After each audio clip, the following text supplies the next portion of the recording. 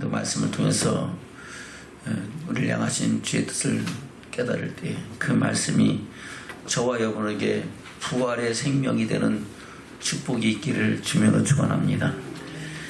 말씀의 제목은 부활의 믿음이죠. 소제목은 누굽니까? 다윗이죠. 지난 시간에 사무엘에 대해서 함께 나눴고 오늘 다윗을 통해서 다윗의 믿음을 본받는 저와 여러분 되기를 주님으로 축원합니다. 우리에게 주시는 부활의 믿음은 어떤 믿음입니까? 바로 영혼을 구원함에 이르는 믿음이라고 말씀하고 있습니다. 그래서 히브리서 10장 38절 이하에 오직 나의 의인은 믿음으로 말미암아 살리라. 또한 뒤로 물러가면 내 마음이 저를 기뻐하지 아니하리라 라고 말씀하셨습니다. 그래서 우리는 뒤로 물러가 침륜에 빠질 자가 아니요 오직 영혼을 구원함에 이르는 믿음을 가진 자라. 그래서 우리는 늘 우리 영혼이 하나님의 영광에 들어갈 수 있는가, 그런 믿음을 갖고 있는가를 돌아보는 믿음의 증인들이 될 줄로 믿습니다.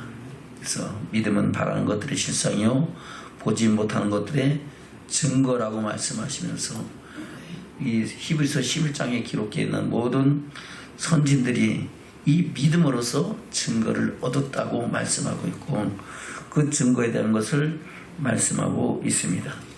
그래서 히브리서 11장 6절에서는 믿음이 없이는 기쁘시게 못하나니 하나님께 나가는 자는 반드시 그가 계신 것과 또한 그가 자기를 찾는 자들에게 상 주시는 이심을 믿어야 할지니라 라고 말씀하고 있습니다.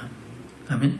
우리가 이 믿음을 굳게 가져야 될 이유를 히브리서 10장 26절 이하에서는 뭐라고 말씀하고 있습니까? 볼까요? 히브리서 10장 26절부터 좀 보겠습니다. 시작. 우리가 진리를 아는 지식을 받은 후 짐짓제사를 범한 다시 속지 않은 제사가 없고 오직 무서운 마음으로 심판을 기다리는 것과 대적하는 자를 소멸한 맹렬한 불만 있으리라. 아멘. 진리를 아는 지식을 우리가 받았어요, 안 받았어요? 받았어요.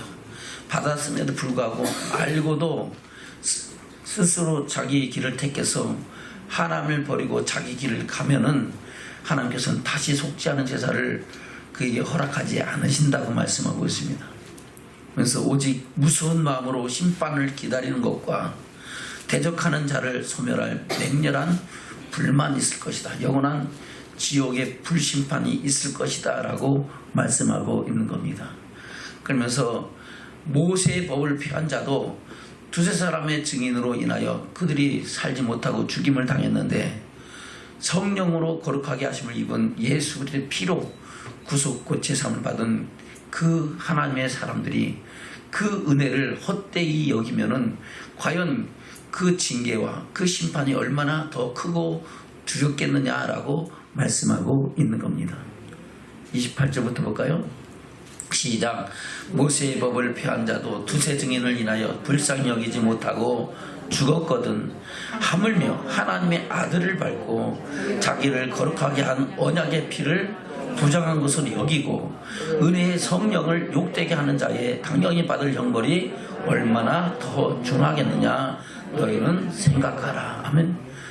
저와 여러분 생각하시길 주면 축원합니다. 그래요. 모세를 통해서 하나님 주신 언약을 어긴 사람도 두세 증인을 인하여 그들이 불쌍히 여김을 받지 못하고 죽임당했던 사건을 말씀하시면서 하물며 하나님의 아들이신 예수께서 세상을 구원하러 오셔서 세상 죄를 지고 한 하나님의 어린 양이 되셨는데 그 예수님은 성령으로 잉태되어 저와 여러분 가운데 나타나신 줄로 믿습니다. 그래서 하나님의 아들을 밟고 자기를 거룩하게 한 언약의 피 바로 새 언약이죠. 그 언약을 부정한 것으로 여기고 성령으로 우리에게 은혜 주신 것을 우습게 여기고 그렇게 하나님의 뜻을 저버린 자에게 당연히 하나님 주실 심판은 어떤 것인가를 저와 여러분 기억하라고 말씀하고 있는 겁니다. 아멘. 그러면서 30절에 뭐라고 말씀하고 있습니까? 시작. 원수 갚는 것이 내게 있으니 내가 갚으리라 하시고 또다시 주께서 그의 백성을 심판하리라 말씀하신 것을 우리가 아노니. 아멘. 주께서 누구를 심판하신다고요? 그의 백성을 심판하신대요. 예수 안 믿는 사람들은 이미 심판을 받았다고 예수님은 친히 말씀하셨습니다.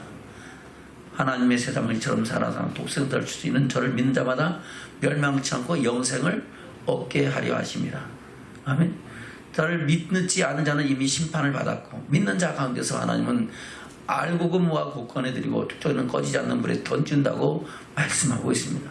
그래서 우리는 말씀을 참고하면서 우리의 믿음이 지금 어디에 있는가, 우리의 믿음의 현 주소가 내가 알곡인가 죽종인가, 또 내 믿음에 무엇이 걸림이 되고 무엇이 문제인가를 늘 돌아보면서 우리 믿음을 새롭게 함으로 변화를 받고, 주님 오실 때는, 주께서 오라신 그때는 점도 없이 흠도 없이 영광적으로 나타나는 믿음의 증인들도 살아가야 될 줄로 믿습니다.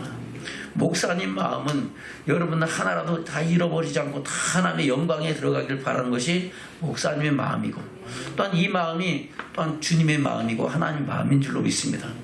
그러함에도 불구하고 하나님은 거룩하신 분이고 흠이 없기 때문에 그 나라의 영광 나라는 아무나 들어가는 것이 아니다는 겁니다. 주님께서 말일에 심판할 이가 있으니 내가 한 그 말이 너희를 심판하리라 말씀하신 것처럼 주신 말씀을 통해서 우리가 하나님을 어떻게 사랑하고 경외하는지 해야 되는지를 알게 하시고, 그 안에서 점도 없이 흠도 없이 영광에 나타나기를 바라시는 것이 주님의 마음이고, 또한 이 시간 말씀을 전하는 목사님의 마음인 줄로 믿습니다. 저는 그 마음을 품고 말씀 안에서 우리를 향하신 하나님의 뜻을 잘 분별하고 그 말씀을 마음판에 새기면서 하나하나 돌이키고 새롭게 함으로 어제보다는 오늘이 믿음이 더 좋아지고, 오늘보다는 내일이 더 좋아하고, 또 이번 달보다는 다음 달보다는 내년이 더 믿음이 좋아져서 하나님의 영광을 향하여 독수리 날개치며 올라가는 믿음의 증인들로 살아가야 될 줄로 믿습니다. 아멘. 그래서 우리가 그 믿음을 위해서 어떤 믿음의 선한 싸움을 싸워야 되는가, 그리고 싸웠는가를 말씀하고 있죠. 뭐라고 말씀하고 있습니다. 31절부터 볼까요? 시작. 살아계신 하나님의 손에 빠져들어가는 것이 무서울진저 전날에 너희가 빛을 받은 후에 고난의 큰 싸움에 참은 것을 생각하라. 아멘. 빛을 받았던 것은 우리가 전에는 어둠에 뒤지는 빛의 자녀가 됐다는 것을 말씀하고 있는 겁니다. 전에는 세상 죄악 가운데 매여서 종노릇하고 살다가 이제는 하나님의 자녀가 되어 하나님의 음성을 듣고 하나님을 아버지라 부를 수 있는 믿음의 증인들이 되는 줄로 믿습니다. 33절부터입니다. 시작. 혹 비방과 환란으로서 사람에게 구경거리가 되고 혹 이런 형편에 있는 자들로 사귀는 자 되었으니 너희가 같은 자를 동정하고 너희 산업을 빼앗기는 것도 기쁘게 당하는 것은 더 낫고 영구한 산업이 있는 줄을 알미라. 어떤 산업이 있다고요? 이 세상 사는 모든 부유와 명예와 재물과 평안과 모든 즐거움보다도 더 낫고 영구한 산업이 저와 여러분 앞에 있다는 것을 우리가 알면은 우리는 그렇게 믿음의 삶을 살아가야 된다고 말씀하고 있는 겁니다. 35절입니다. 시작. 그러므로 너희 담대함을 버리지 말라. 이것이 큰 상을 얻느니라. 아멘. 자기를 천자에게 상 주시는 이심을 알아야 될지나 믿어야 될지나 그랬잖아요.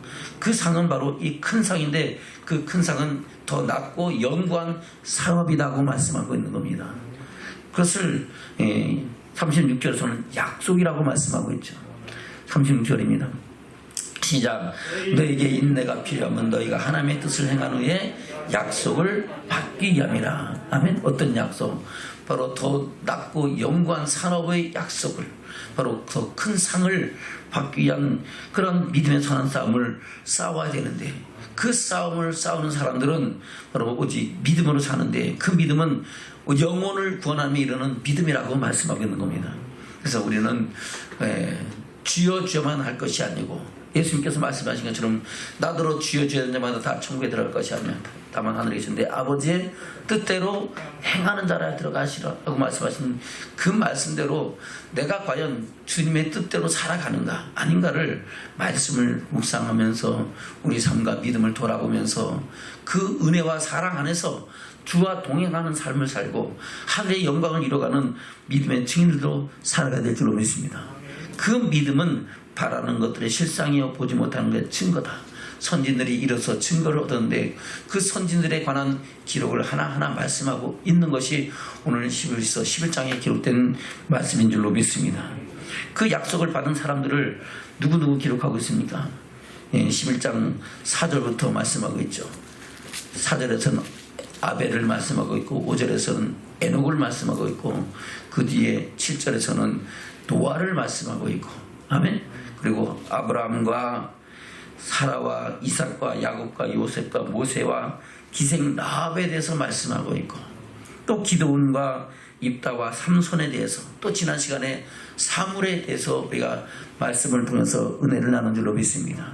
그래서 오늘은 다윗에 대해서 다윗을 통해서 우리가 부활의 믿음을 바라볼 때에 너무 우리가 보고 듣고 배울 것이 많아요. 다윗의 이름이 성경에 880번이 등장해요. 그래서 다윗의 이름은 룻기서부터 시작돼 가지고 요한계시록까지 다윗의 이름이 나와요. 그만큼 다윗을 통해서 하나님이 우리에게 주시는 교훈과 말씀은 많은 줄로 믿습니다. 그래서 한 번에 다 할 수가 없어요. 그래서 대체적으로 보면 다윗에 대해서 어떻게 우리가 상고를 해야 될 것이냐, 다윗이 왕이 되기 전에 또 왕이 되는 과정, 또 왕이 돼서 또 그런 후의 사건들에 대해서 이렇게 쭉 함께 나눌 때에 우리는 그 안에서 저와 여러분을 향하신 하나님의 뜻을 더 깊이 아는 믿음의 축복이 있게 될 줄로 믿습니다. 아멘. 그래서 다윗의 이름이 어디서 제일 먼저 등장한다고요? 룻기에서. 룻은 바로 다윗이 태어나기 한참 전의 사건이죠.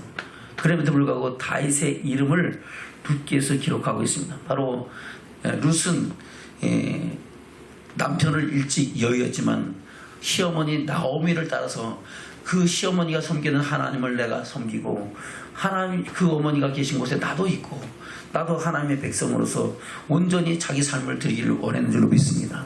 그래서 하나님께서는 그 나오미에게 기업 부를 사람 보아스를 허락하시고 보아스를 통해서 그 다윗의 할아버지를 낳게 하시고 아멘. 그로 인하여 다윗이 태어나게 하는 사건을 기록하고 있는 겁니다. 볼까요? 룻기 4장을 보겠습니다.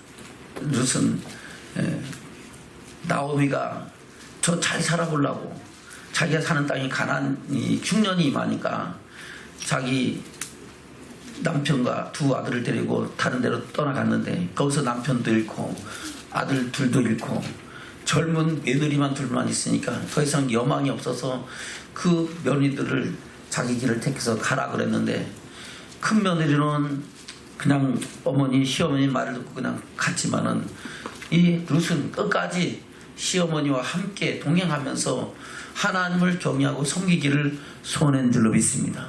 그래서 다시 그 나오미가 룻을 데리고 고향으로 돌아옵니다. 돌아와서 거기서 그야말로 남이 추수 거둔 그 보리 이삭을 거두면서 밀 이삭을 거두면서 그렇게 살아갈 때에 하나님께서는 그 룻에게 기업물을 바로 대을 이을 사람을 지명하여 주신 것이 바로 보아스인데 그를 통하여 하나님께서는 그 혈통을 이어가게 하신 것을 말씀하고 있는 겁니다. 그것을 11절부터 볼까요? 4장 11절부터 그 과정들은 생략하고 시작. 성문에 있는 모든 백성과 장로들이 가로되 우리가 증인이 되노니 여호와께서 내 집에 들어가는 여인으로 이스라엘 집을 세울 라헬 레아 두 사람과 같게 하시고 너로 에브랄에서 유력하고 베들레헴에서 임원케 하시기를 원하며 여호와께서 이 소년 여자로 내게 후사를 주사 내 집으로 다말이 유다에게 낳아준 베레스의 집과 같게 하시기를 원하노라. 아멘. 성문에 있는 모든 백성과 장로들이 이제 증인이 되는 겁니다. 그래서 원래 기업 물을 사람이 다른 사람이 있었는데 그가 나는 못하겠다. 내가 손해 보서는 건 못하겠다. 그러니까 이제 보아스가 그러면 다음 차례는 내가 하니까 내가 그거 대신 하겠습니다. 그것을 증거하는 장면입니다. 그 증거를 앞에서 모든 백성과 장로들이 증인이 되어서 이 말을 하는 겁니다. 뭐라고 말씀하십니까? 이스라엘 집을 세운 라헬, 레아 두 사람과 같게. 바로 라헬과 레아는 야곱의 두 부인으로서 그들 통한 12지파가 형성되는 줄로 믿습니다. 아멘. 그리고 유다 타마를 통해서 베레스를 주시고 그를 통하여 가문을 이어져 갔던 것을 말씀하고 있습니다. 그것이 바로 베들레헴이고 에브라시다 하는 겁니다. 아멘. 13절입니다. 시작. 이에 보아스가 룻을 취하여 아내를 삼고 그와 동침하였더니 여호와께서 그로 잉태케 하심으로 그가 아들을 낳은지라. 여인들이 나옴에게 이르되 찬송할지로다. 여호와께서 오늘날 내게 기업물을 자가 없게 아니하셨도다. 이 아이의 이름이 이스라엘 중에 유명하게 되기를 원하노라. 이는 내 생명의 회복자며 내 노년의 봉양자라. 곧 너를 사랑하며 7 아들보다 귀한 자부가 낳은 자로다. 나오미가 아기를 취하여 품에 안고 그의 양육자가 되니 그 이웃의 여인들이 그의 이름을 주되 나오미가 아들을 낳았다 하여 그 이름을 오벳이라 하였는데 그는 다윗의 아비인 이새의 아비였더라. 아멘. 다윗의 아버지가 누구예요? 이새고 이새의 아버지가 바로 오벳이고 바로 그의 할아버지가 증조 할아버지가 누구예요? 바로 이 보아스라고 말씀하고 있는 겁니다. 아멘. 그래서 18절 이하 그렇게 말씀하고 있죠. 시작. 베레스의 세계는 이러하니라. 베레스는 헤스로를 낳고 헤스로는 람을 낳고 람은 암미나답을 낳고 암미나답은 나손을 낳고 나손은 살몬을 낳고 살몬은 보아스를 낳았고 보아스는 오벳을 낳았고 오벳은 이새를 낳고 이새는 다윗을 낳았더라. 아멘. 그래서 이제 다윗이 등장하기 시작하는 겁니다. 근데 실제 다윗이 나오는 것은 사무엘상 16장부터 나옵니다. 사무엘상 1장부터는 사울 왕에 관한 사건, 왕정제도에 관한 사건들을 말씀하고 있고 이제 사울 왕의 사건이 끝나는 과정에서 하나님께서는 사울 왕을 폐하시고 다윗을 세우는 과정에서 이제 다윗에게 기름 부는 장면부터 말씀이 시작됩니다. 볼까요? 16장입니다. 1절입니다. 시작. 여호와께서 사무엘에게 이르시되 내가 이미 사울을 버려 이스라엘 왕이 되지 못하게 하였거늘 네가 그를 위하여 언제까지 슬퍼하겠느냐. 너는 기름을 뿔에 채워가지고 가라. 내가 너를 베들레헴 사람 이새에게로 보내리니 이는 내가 그 아들 중에서 한 왕을 예선하였음이니라. 아멘. 사무엘이 그래요. 사울 왕을 폐한다 그러니까 주의 종 사무엘, 바로 선지자이자 제장인 사무엘은 왕을 위하여 기도하고 그를 위하여 중보하잖아요. 그래서 그렇게 기도하니까 언제까지 그를 위해서 기도하겠냐. 그는 이미 내가 폐했다. 아멘. 그리고 이제 새로운 사람, 왕 될 사람을 예비로 선별했다. 그 선별한 사람에게 너는 기름을 부어서 그로 왕이 될 수 있는 그런 길을 열어주라고 말씀하는 겁니다. 아멘.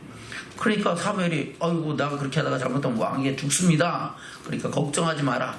내가 이렇게 하라는 대로 너는 하기만 하라 해서 지금 사무엘 선지자에게 바로 암송아지를 끌고 가서 다윗의 아버지 이새에게 하나님께 제사를 드릴 것을 청하고 그 식구들을 불러 모아서 그 아들 중에서 하나님께서 기름 부으라 한 그 아들을 택해서 기름 부으라고 말씀하고 있는 겁니다. 그래서 거기 가서 이제 모아놓고 제사를 드리려고 사람들을 쭉 보는데 아들을 다 봐도 하나님이 그에게 기름 부으라 한다 안 한다? 안 하는 거예요. 이새의 아들은 8명입니다. 몇 명이라고요? 아들이 8형제야. 그 중에서 막내 아들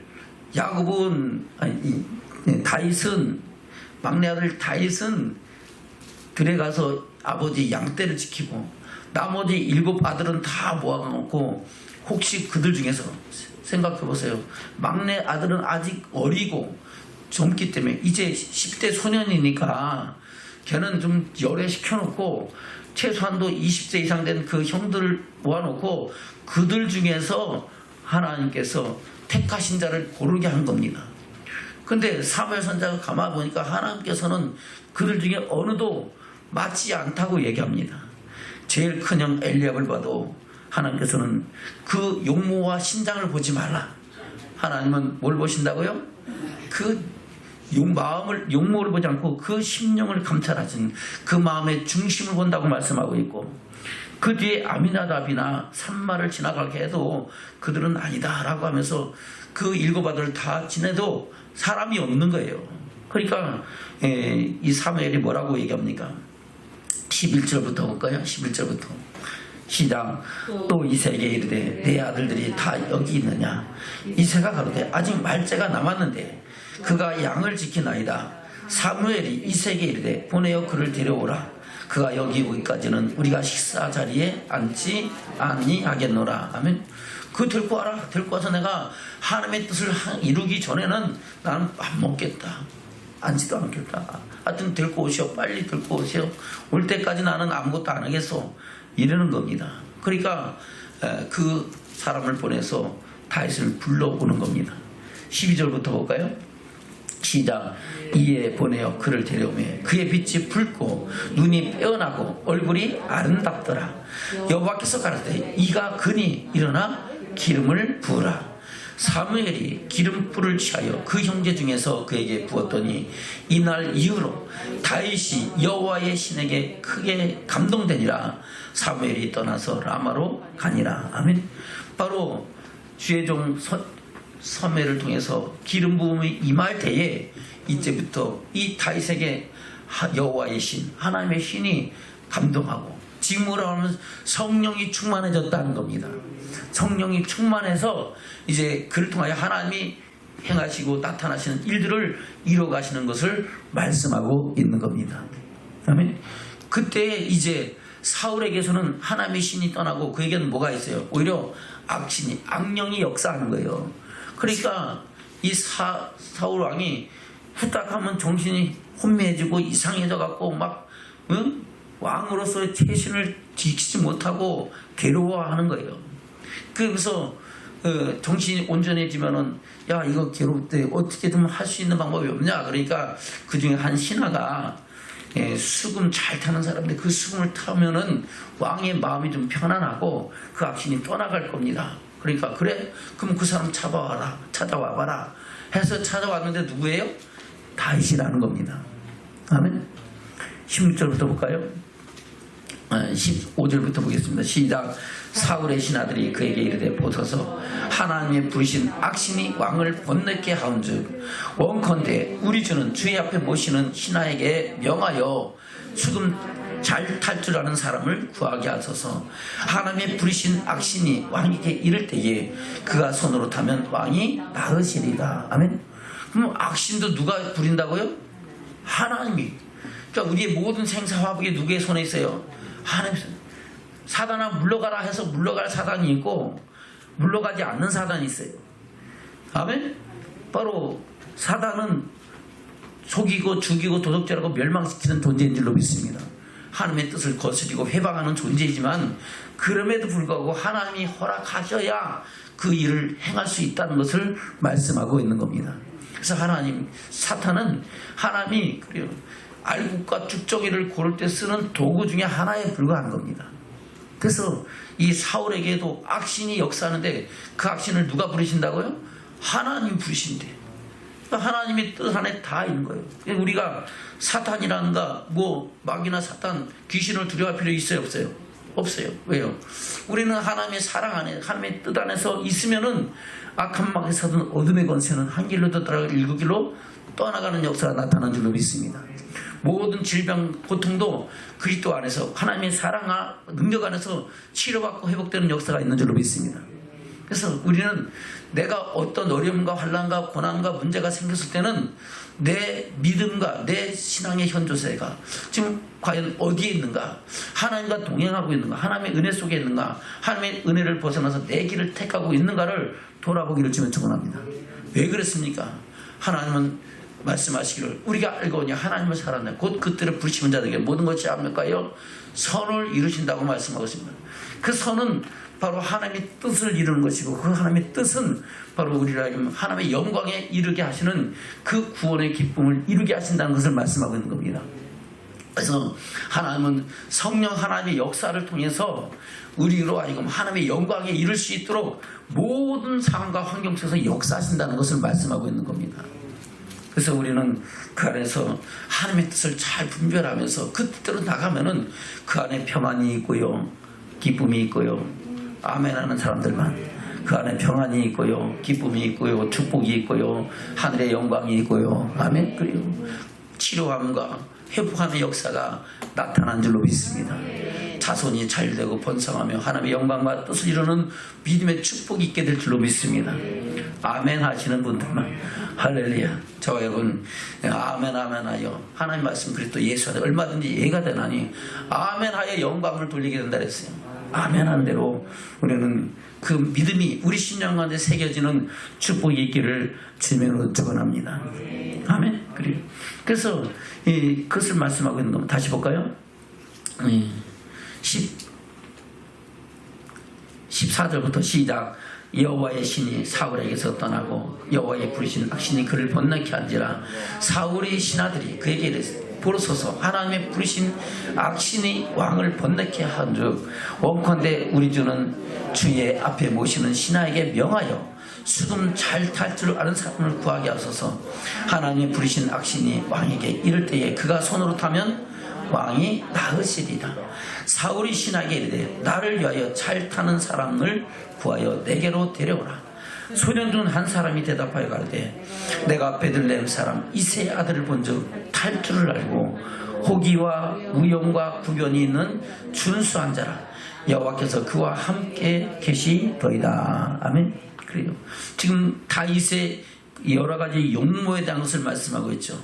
그는 수금을 잘 타고 호기와 무용과 구변이 있는 준수한 사람이었습니다.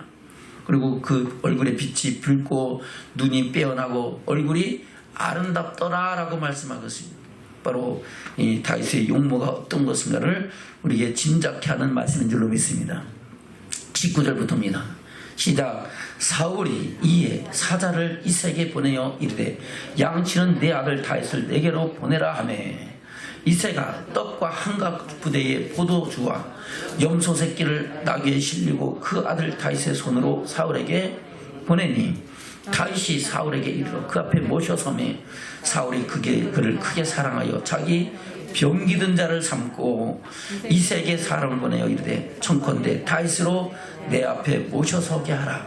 그가 내게 은총을 얻었느니라 하니라. 아멘. 바로 다윗을 자기의 보초병으로 경계병으로 세우고 그를 자기가 사용할 테니까 이제 그를 내게 돌리라고 왕이 명하는 겁니다. 그리고 그게 악신이 임할 때마다 다윗은 수금을 타서 그 악신이 떠나가게 하는 일을 행하였는 줄로 믿습니다. 23절입니다. 시작.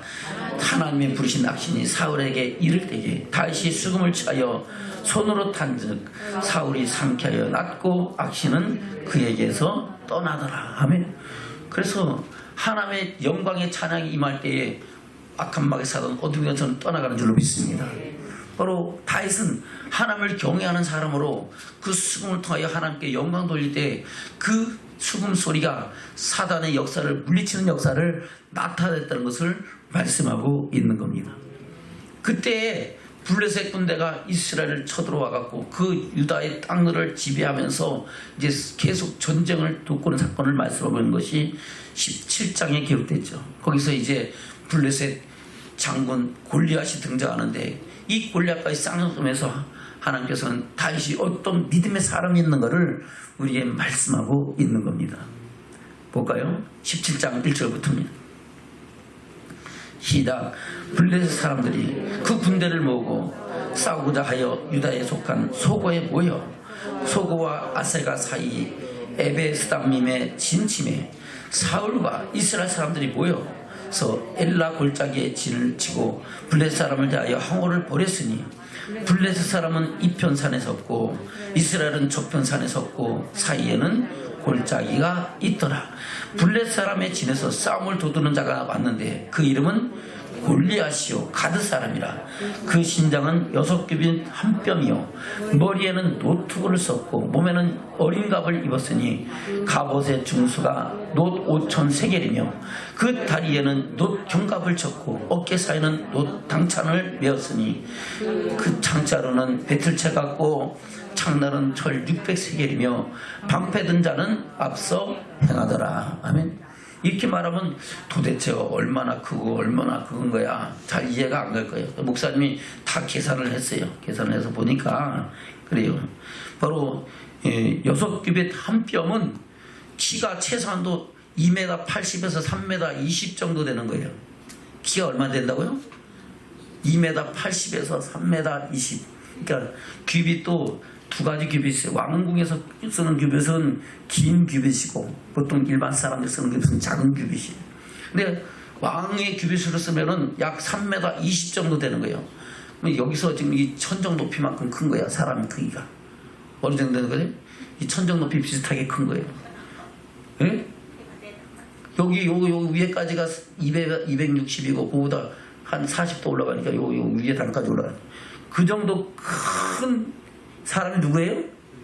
골리앗이죠. 골리앗. 예? 천정까지 안 가더라도 조금 밑에까지 가죠. 그런데다가 그가 입은 갑옷의 중수가 놋 5,000세겔이라 했어요. 5,000세겔을 계산하면요, 무게 따는 킬로그램으로 57kg 정도 돼요.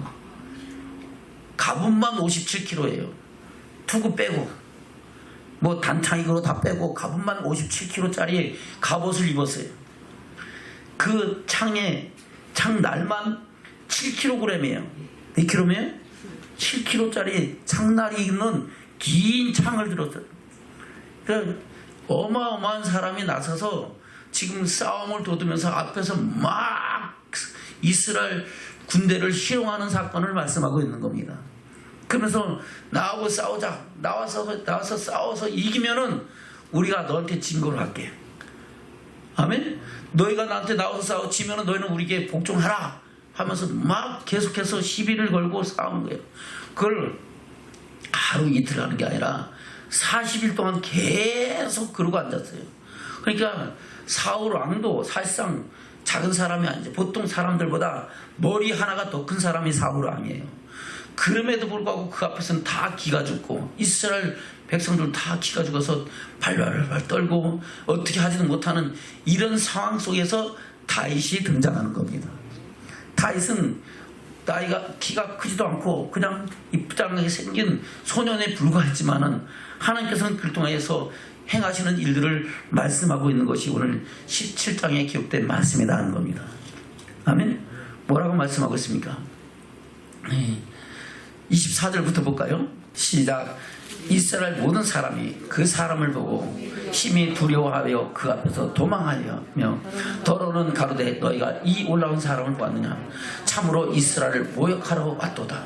그를 죽이는 사람은 왕이 많은 재물로 부하게 하고 그 딸을 그에게 주고 그 아비의 집을 이스라엘 중에서 자유하게 하시리라. 다윗이 곁에 섰는 사람들에게 말하여 그러되 이 블레셋 사람을 죽여 사람의 이스라엘의 치욕을 취하는 사람에게는 어떤 대우를 하겠느냐? 이 할례 없는 블레셋 사람이 누구간데 사시는 하나님의 군대를 모욕하겠느냐? 아멘. 다윗은 무슨 상 얻는 게 중요한 게 아니고 무엇을 말하고 있습니까? 이 할례 없는 블레셋 사람이 누구간데 감히 살아계신 하나님의 군대를 모욕하느냐 하는 겁니다. 그것이 다윗에게는 더 분노하는 그런 마음의 분을 일으키는 말이다 하는 겁니다. 아멘. 그래서 자기가 가서 그것을 물리치겠다 그러니까 그 큰형 엘리압이 야 무슨 짓 하지 마라. 까불지 말고 아직 너는 어리니까 가서 다른 신부름이나 해. 막 이렇게 할 때 아니 내가 뭐 잘못한 게 없는데 내가 물리쳐 보겠다는데 왜 못합니까 하고 계속 얘기하는 거예요. 그 얘기를 들은 다른 사람이 왕에게 지금 이러이러한 사람이 그 골리앗을 물리치겠다고 합니다 하고 얘기를 하니까 그래? 그럼 한번 들고 와봐라. 물에 빠진 사람이 지푸라기를 잡는 심정으로 그가 어떤 사람이든지 간에 골리앗을 물리치겠다 하면은 그것을 받아들이겠다는 겁니다. 아멘. 31절부터 보겠습니다. 시작. 혹이 다윗의 한 말을 듣고 그것을 사울에게 구하였으므로 사울이 다윗을 부른지라. 다윗이 사울에게 구하되 그를 인하여 사람이 낙담하지 말 것이라. 주의 종이 가서 저 블레셋 사람과 싸우리라. 아멘. 다윗이 사울에게 뭐라 그래요? 그를 인하여 사람이 낙담할 것이 아닙니다. 주의 종. 다윗은 자기를 가르쳐 누구의 종이라 그래요? 하나님의 종이다 하는 겁니다. 할렐루야. 늘 자기는 누구의 종이다? 하나님의 종인 것을 인정하고 그렇게 고백하는 줄로 믿습니다. 가서 저 블레셋 사람과 싸울 것이다. 그러니까 사울이 다윗을 보니까 야, 제가 과연 하겠나 이렇게 생각하죠. 33절입니다. 시작. 사울이 다윗에게 이르되 내가 가서 저 블레셋 사람과 싸우기에 능치 못하리니 너는 소년이요 그는 어리서부터 용사임이니라. 너는 아직 소년이고 오직 어린데 그 블레셋 골리앗은 어떤 사람이 어려서부터 용사로 컸다 하는 겁니다. 너 깨면 안 돼 이렇게 얘기하는 겁니다. 그러니까 다윗이 뭐라 그래요? 34절부터 시작. 다윗이 사울에게 구하되 주의 종이 아비의 양을 지킬 때에 사자나 곰이 와서 양떼에서 새끼를 훔키면 내가 따라가서 그것을 치고 그 입에서 새끼를 건져내었고 그것이 일어나 나를 해고자 하면 내가 그 수염을 잡고 그것을 쳐 죽였었나이다. 주의 종이 사자와 곰도 초선적 사시는 하나님의 군대를 모욕한 이 할례 없는 블레셋 사람이니까 그가 그 짐승의 하나같이 되리이다. 아멘.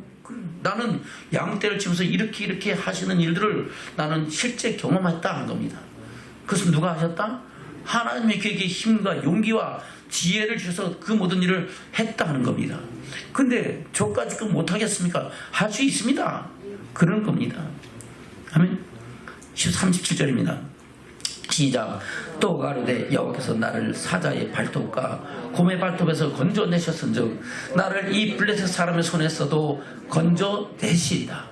사울이 다윗에게 이르되 가라 여호와께서 너와 함께 계시기를 원하노라. 아멘. 사자의 발톱과 곰의 발톱에서 누가 건져냈다고요? 하나님이 하셨다는 겁니다. 부활의 하나님, 할렐루야, 승리의 하나님, 능력의 하나님이 나와 함께 하셔서 그 일을 행했다 그런 거지 내가 한 것이 아니다는 겁니다. 아멘. 그러니까 사울이 자기의 그 갑옷을 주고 한번 입었고 네 칼 대신 왕의 칼을 한번 받아라 해갖고 하니까 다윗이 그것을 입어보니까 맞아요 안 맞아요? 안 맞죠.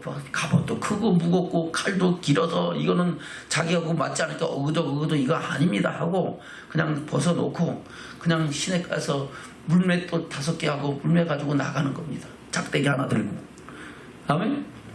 그것을 39절 이하에 뭐라고 말씀하고 있습니다. 시작. 다윗이 칼을 군복위에 차고는 익숙지 못함으로 시험적으로 걸어보다가 사울에게 구하되 익숙지 못하니 이것을 입고 가지 못하겠나이다 하고 곧 벗고 손에 막대기를 가지고 시내에서 매끄러운 돌 5을 골라서 자기 목자에 재고 곧 주머니에 넣고 손에 물매를 가지고 블레셋 사람에게로 나아가니라. 아멘. 물매가 뭐예요? 물매는 이렇게 이 정도 되는 그 던지는 우리 말하면 고무총 쏘듯이 그런 이 도구가 물매입니다. 거기다가 이 계란, 작은 계란만한 돌을 놓고선 잡아 돌리다가 딱 놓으면은 두 손을 잡고 하나를 딱 놓으면은 그 속에 있는 돌이 원심력에서 탁 튀어나가는 거예요. 그게 물매예요. 그거로 사자도 때려잡고 곰도 때려잡았다는 겁니다. 아멘.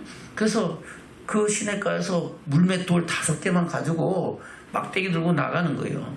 그때 골리앗은 그 거구를 가지고 앞에 호위병까지 세우면서 나오는데 거기서 하나님께서 그를 통하여 역사하신 사건을 말씀하고 있는 겁니다. 아멘. 볼까요? 41절부터입니다. 시작. 블레셋 사람이 점점 행하여 다윗에게로 나오는데 방패든 자가 앞섰더라. 그 블레셋 사람이 둘러보다가 다윗을 보고 업신여기니 이는 그가 젊고 붉고 용모가 아름다움이라. 블레셋 사람이 다윗에게 이르되 내가 나를 개로 여기고 막대기를 가지고 내게 왔느냐 하고 그 신들의 이름으로 다윗을 저주하고 또 이르되 내게로 오라 내가 네 고기를 공중의 새들과 들짐승들에게 주리라. 아멘. 네가 나를 개로 여기면 이렇게 얘기하는 거예요. 45절입니다. 시작. 다윗이 블레셋 사람에게 이르되 너는 칼과 창과 단창으로 내게 오거니와 나는 만군의 여호와의 이름 곧 내가 모욕하는 이스라엘 군대의 하나님의 이름으로 내게 가노라. 아멘. 누구의 이름으로? 만군의 여호와, 모든 왕중의 왕이신 살아계신 하나님의 능력으로 나간다는 겁니다. 그 하나님은 부활의 하나님인 줄로 믿습니다. 없는 것을 있게 하시고 있는 것도 폐하시고 모든 생사화복을 주장하신 분이 누구시다? 바로 만군의 여호와 하나님인 줄로 믿습니다. 그 하나님이 다윗과 함께 계시고 그 하나님이 저와 함께하는 역사를 이루는 저와 여러분 되기를 주는 축원합니다. 46절입니다. 시작. 오늘 여호와께서 너를 내 손에 붙이시니 내가 너를 쳐서 네 머리를 베고 블레셋 군대의 시체로 오늘날 공중의 새와 땅의 들짐승에게 주어 온 땅으로 이스라엘의 하나님이 계신 줄을 알게 하겠고. 아멘. 온 이스라엘 중에 누가 계신다? 하나님이 계신다. 저와 여러분께도 누가 계신다? 하나님이 계시면 두려울 필요 있어요, 없어요? 두려워하고 떨지 말고 뒤로 물러가지 말고 환난과 핍박이 다가올지라도 뒤로 물러가지 말고 세상의 유혹이 다가올지라도 차로나로 치우치지 말고 오직 하나님의 뜻을 이루는 믿음의 증인들로 살아가는 축복이 저와 여러분 되기를 주면 축원합니다. 47절 시작. 또 여호와의 구원하심이 칼과 창에 있지 아니함을 이 무리로 알게 하리라. 전쟁은 여호와께 속한 것인즉 그가 너희를 우리 손에 붙이시리라. 아멘. 전쟁은 누구에게 속한 거다? 여호와 하나님께 속한 거다 하는 겁니다. 모든 전쟁이 누구에게 속했다? 하나님의 뜻을 이루는 과정 중에 하나다는 겁니다. 그래서 전쟁을 위하여 마병을 예비하거니와 이김은 여호와로 말미암느니라. 전쟁을 위하여 뭘 예비한다고요? 말과 병기를 예비하지만은 그 이기면 누가 주신다? 하나님이 주신다는 겁니다. 요즘 뭐 시사적인 것이잖아요. 러시아와 우크라이나 전쟁 해갖고 얼마나 많은 사건들이 있습니까? 바로 3일 만이면은 러시아가 우크라이나를 다 점령할 것 같이 여겼는데 지금 3개월이 넘도록 하나님께서는 그들을 지키고 그걸 통해서 하나님이 어떤 일을 행할지는 모르겠지만 하여튼 그 일을 이루어가는 것을 우리는 보고 있는 줄로 믿습니다. 아멘? 그래요. 계속해서 볼까요? 48절입니다. 시작. 블레셋 사람이 일어나 다윗에게로 마주 가까이 올 때 다윗이 블레셋 사람에게로 마주 그 항우를 향하여 빨리 달리며 손을 주머니에 넣어 돌을 취하고 물매로 던져 블레셋 사람의 이마를 치매 돌이 그 이마에 박히니 땅에 엎드러지니라. 아멘. 여기서 보면 다윗이 어떤 모습인가를 보여요. 다윗이 어떻게 해요? 빨리 달렸더랬어요. 빨리 달리는 것은 그만큼 원심력 힘이 있는 거죠. 빨리 달리면서 주머니에서 돌을 빼가지고 돌려갖고 집어 던졌는데 그것이 그 골리앗에 어디에 박혔어요? 이마에 딱 박히는 거예요. 그러니까 그 이마에 맞은 돌로 인하여 아무리 몸이 거구가 돼도 결국은 쓰러질 수밖에 없다는 것을 말씀하고 있는 겁니다. 그것을 누가 하셨다고요? 하나님이 하셨다는 겁니다. 아멘. 다시 볼까요? 48절부터 시작. 블레셋 사람이 일어나 다윗에게로 마주 가까이 올 때에 다시 블레셋 사람에게로 마주 그 항우를 향하여 빨리 달리며 손을 주머니에 넣어 돌을 취하여 물매로 던져 블레셋 사람의 이마를 치매 돌이 그 이마에 박히니 땅이 엎드러지니라. 다시 이같이 물매와 돌로 블레셋 사람을 이기고 그를 쳐 죽였으나 자기 손에는 칼이 없었더라. 다시 달려가서 블레셋 사람을 밟고 그의 칼을 그 집에서 빼어내어 그 칼로 그를 죽이고 그 머리를 빼니 블레셋 사람들이 다 자기 용사의 죽음을 보고 도망하는지라. 아멘. 아예 칼도 안 갖고 나갔어요. 누구 칼로 죽였어요? 그 골리앗의 칼을 빼가지고 그를 목을 베는 거예요. 아멘. 그래서 이제 그로 인하여 이스라엘 군대가 와 하고 일어나는 거예요. 그래갖고 용기를 얻어서 그 블레셋 군대를 다 쳐부신 사건을 말씀하고 있습니다. 52절부터입니다. 시작. 이스라엘과 유다 사람들이 일어나서 소리를 지르며 블레셋 사람을 쫓아 가이와 에그론 성문에까지 이르렀고 블렛 사람의 상한 자들은 사하라임 가는 길에서부터 가드와 에그론까지 엎드러졌더라. 이스라엘 자손이 블렛 사람을 쫓다가 돌아와서 그들의 진을 노략하였고 다윗은 블렛 사람의 머리를 예루살렘으로 가져가고 갑주는 자기 장막에 두니라. 아멘. 바로 이 골리앗은 가드 사람이라 했죠. 바로 가드까지 다 점령하고 그들 친 겁니다. 아멘. 35절입니다. 기장 다윗이 블렛 사람을 향하여 나감을 사울이 보고 군장 아브넬에게 묻되 아브넬아 이 소년이 네 아들이냐? 아브넬이 가로되 왕이여 왕의 사심으로 맹세하옵나니 내가 알지 못하나이다 하며 왕이 가로되 너는 이 청년 누구의 아들인가 물어보라 하였더라. 아멘. 옛날 경계병으로 할 때는 누군지 잘 몰랐죠. 별로 거리가 멉니다. 그러니까 아브넬도 군대장관, 지금으로 말하면은 국방부 장관 내지는 경호실장 또는 참모총장 정도 되겠죠. 그 사람이 다윗 그까짓 거 알 필요 있어요 없어요? 그냥 잘 모른다는 겁니다. 그거 한번 알아봐라 하는 겁니다. 47절 시작. 다윗이 블렛 사람을 죽이고 돌아올 때에 블렛 사람의 머리가 그 손에 있는 채 아브넬이 그를 사울의 앞으로 인도하니 사울이 그에게 묻되 소년이여 누구의 아들이뇨? 다윗이 대답하되 나는 주의 종 베들레헴 사람 이새의 아들이니다. 아멘. 누구의 종? 하나님의 종 베들레헴 사람 이새의 아들입니다. 아멘. 18절 1절부터 시작. 다윗이 사울에게 말하기를 마침에 요나단의 마음이 다윗의 마음과 연락되어 요나단이 그를 자기 생명같이 사랑하니라.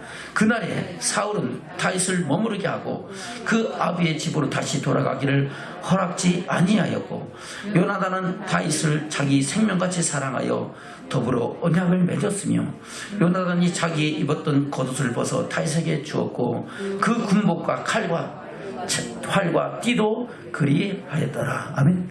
바로 요나단은 사울의 아들이죠. 왕자입니다. 왕자가 그 다윗을 보니까 너무 반한 거예요. 야 진짜 별로 크지도 않지만은 용기도 있고 대단하고 얼굴도 삐어나고 그러니까 야 너무 반해가지고 그 요나단이 서로 언약하고 의형제 맺자는 겁니다. 그래서 자기의 모든 군장을 다 다윗에게 주면서 서로 친밀하게 관계를 맺는 것을 말씀하고 있는 겁니다. 이렇게 등장하는 이유는 그 뒤에 사건들이 이어지기 때문입니다. 어찌됐든 간에 이와 같이 하나님께서는 다윗을 통하여 새 일을 행하셨고 그 행하신 것을 통해서 우리에게 하늘의 소망과 영광을 바라보게 하신 일을 이루신 줄로 믿습니다. 여러분 우리의 믿음이 다윗과 같은 믿음으로 사신 하나님을 의지하고 이 약한 세상을 넉넉히 이기며 이 어두운 세상의 승리자로 살아가는 믿음의 증인들 되시기를 주님으로 축원합니다. 그것이 부활의 믿음을 가진 사람들의 모습이라고 말씀하고 있는 겁니다. 말씀을 맺겠습니다. 히브리서 11장으로 다시 돌아가면 32절부터입니다. 시작. 내가 무슨 말을 더하리요? 기드온, 바락, 삼손, 입다와 다윗과 사무엘과 및 선자들 이를 말하려면 내가 시간이 부족하리로다. 저희가 믿음으로 나라들을 이기기도 하며 의를 행하기도 하며 약속을 받기도 하며 사자들의 입을 막기도 하며 불의의 세력을 멸하기도 하며 가나를 피하기도 하며 연약한 가운데서 강하게 되기도 하며 전쟁에 용맹되어 이방 사람들의 진을 물리치기도 하며. 아멘. 시간이 부족해요. 그래서 목사님도 오늘 다윗에 대해서 다 말을 못했어요. 다음 시간에 또 하나님 말씀을 통해서 우리를 향하신 주의 뜻을 깨닫는 믿음의 축복이 저와 여러분과 더해지기를 주님으로 축원합니다. 아멘.